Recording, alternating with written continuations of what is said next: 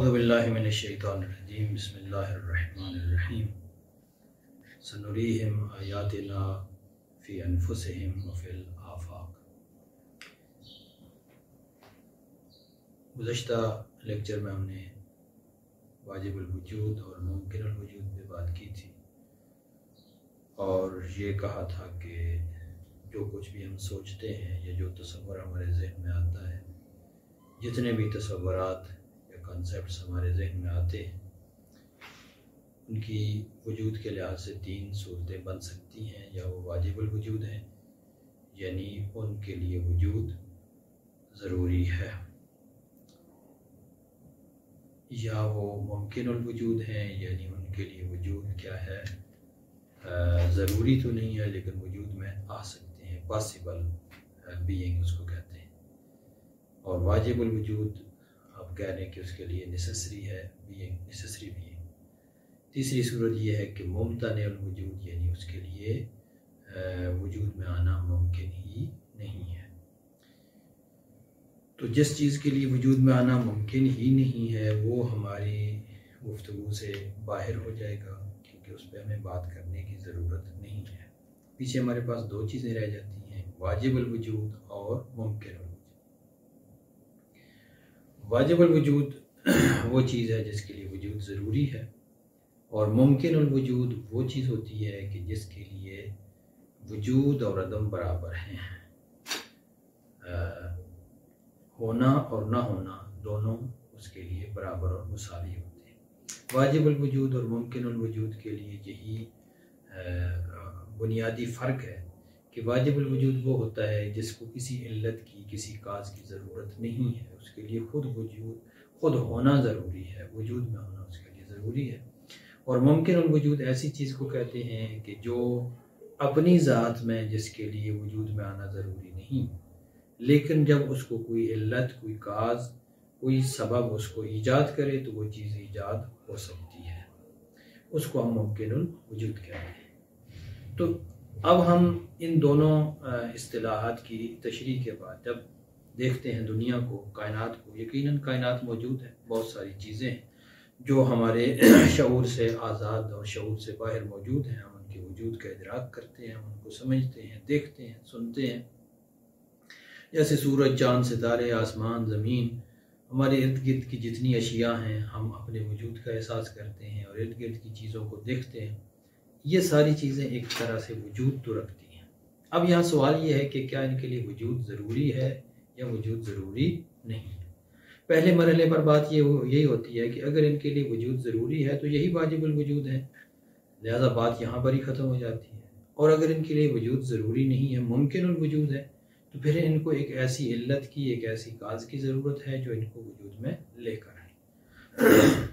अब अगले मरहले में हमने ये बात करनी है कि जो हमारे बाहर दुनिया मौजूद है, जिसको हम देखते हैं, सुनते हैं, ये जितनी अशिया हैं ये वाजिबुल वजूद नहीं हो सकती, ये मुमकिनुल वजूद तो हो सकती हैं, वाजिबुल वजूद नहीं हो सकती। उसकी वजह यह है कि वाजिबुल वजूद के लिए होना ज़रूरी होता है, तो जिसके लिए वजूद ज़रूरी है, होना ज़रूरी है, ये मुमकिन नहीं कि वो किसी भी वक्त नाबूद हो, किसी भी वक्त फना हो जाए। जबकि बाहर जो भी चीज़ें हम मौजूद देखते हैं वो देखते हैं कि एक वक्त में होती हैं, दूसरे वक्त में नहीं होती।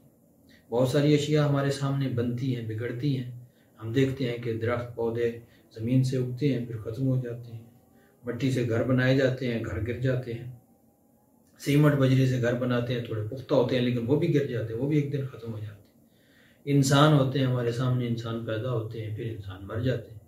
तो जिस चीज़ को भी हम देखते हैं, सितारों की इसी तरह फना हो जाते हैं सितारे, और सितारों की भी मौत वाक़ई होती है। तो जो भी चीज़ हम देखते हैं उसको यही चीज़ नज़र आती है कि वो फ़ना हो जाने वाली है, वो ख़त्म हो जाने वाली। तो जो चीज़ फ़ना हो जाती है, जो चीज़ ख़त्म हो जाती है, इसका मतलब ये है कि वजूद उसके लिए ज़रूरी नहीं है। तो जब वजूद ज़रूरी नहीं है तो इसका मतलब ये है कि उसको किसी चीज़ ने ईजाद किया है। अब यहाँ दो सूरतें हैं कि जिसने इनको ईजाद किया है उसके अपने बारे में सवाल किया जाएगा कि वो वाजिबुल वजूद है या मुमकिनुल वजूद, उसके बारे में भी यही दो सूरतें आएंगी। अगर जिस इल्लत ने उनको ईजाद किया, मसलन सूरज को जिस चीज़ ने बनाया है वो अगर वाजिबुल वजूद है तो यहाँ पर भी बात ख़त्म हो जाएगी। अगर कहा जाए कि नहीं, सूरज को जिसने बनाया है उसका बनाने वाला भी कोई और है, तो वहां दो सूरतें पेश आती हैं। एक सूरत ये होती है कि सूरज को, मसलन आप कहें कि सूरज को किसी देवता ने बनाया, उस देवता को किसने बनाया? आप कहें कि देवता को भी सूरज ने ही बनाया है। इसको फलसफा और कलाम की ज़बान में दौर कहा जाता है। ये मुमकिन नहीं होती, इसके बारे में कहते हैं कि ये महाल है, यानी मुमकिन नहीं है कि सूरज देवता को बनाए और देवता सूरज को बनाए।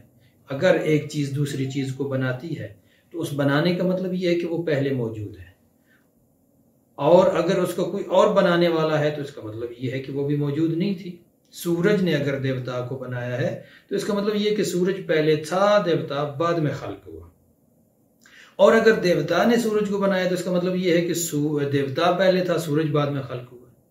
तो अगर सूरज का खालिक देवता है कोई भी और देवता का खालिक सूरज है, तो इसका मतलब है कि दोनों को अपने वजूद में आने से पहले ही मौजूद होना चाहिए था। अगर वो पहले मौजूद थी तो फिर उनको वजूद में आने की ज़रूरत क्या हुई?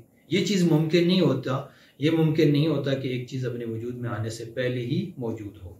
लिहाजा इसलिए कहते हैं इल्म कलाम में और फ़लसफ़ा में कि दौर जो है वो महाल है, नामुमकिन है। ऐसा मुमकिन नहीं कि एक चीज़ को दूसरी चीज़ बनाए और उसको पहली चीज़ ही बनाए, यानी एक इफ़ेक्ट की काज जो है उस काज की काज वही इफ़ेक्ट करार पाए, ये मुमकिन नहीं होता। इसको कहते हैं दौर, ये महाल है।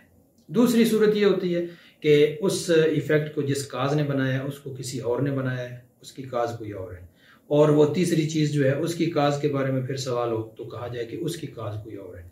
ये सिलसिला अगर बेनहायत हद तक चलता रहे और कहीं भी ना रुके तो इसको फ़लसफ़ा और कलाम की इस्तिलाह में तसलसल कहा जाता है।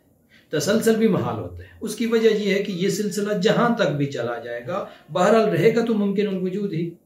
एक मुमकिन वजूद को ईजाद किया दूसरे मुमकिन वजूद ने, उसको ईजाद किया तीसरे मुमकिन वजूद ने, तीसरे को ईजाद किया चौथे मुमकिन वजूद ने, चौथे को ईजाद किया पांचवें ने। अगर ये सिलसिला बेनहायत हद तक जारी रहता है तब भी ये मुमकिन वजूद रहेंगे, और जब तक ये मुमकिन वजूद हैं तब तक ये बेज़ाते खुद वजूद में नहीं आ सकते, बल्कि इनको किसी काज की, किसी खालिक की, किसी ईजाद करने वाले की ज़रूरत है।